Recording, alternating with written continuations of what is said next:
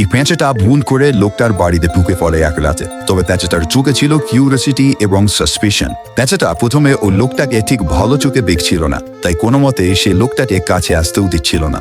লোকটা অনুমান করে পেঁচাটার হয়তো খিদে পেয়েছে, এই জন্য সে ফ্রিজ থেকে কিছু মাংসের টুকরো কেটে দেয়। পেঁচাটা খুব দ্রুত ওই খাবারটা খেয়ে নেয়, যার পরে ওই লোকটার প্রতি তার সন্দেহ অনেকটা কমে যায়। সে লোকটার পায়ের কাছে হেঁটে হেঁটে ঘুরে বেড়াতে থাকে। দেখে মনে হচ্ছিল সে বন্ধুত্বের একটা সাইন দিচ্ছে। এই পন্থাটি পেঁচাটা যখনই খিদে দিত সে ওই লোকটার বাড়িতে চলে আসতো, আর লোকটাও খুব মজা করে ওই পেঁচাটাকে খাইয়ে দিত।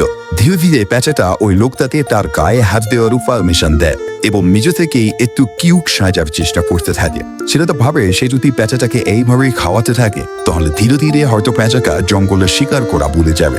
এই জন্য আস্তে আস্তে ছেলেটা খাবার দেওয়া বন্ধ করে দেয়। তবে তারপর পেঁচাটা বাইরে থেকে পোকামাকড় দৌড়ে ছেলেটার কাছে আনা শুরু করে। হয়তো পেঁচাটা ভেবেছিল এই পোকাগুলোর বদলে ছেলেটা তাকে মাংস খেতে দেবে।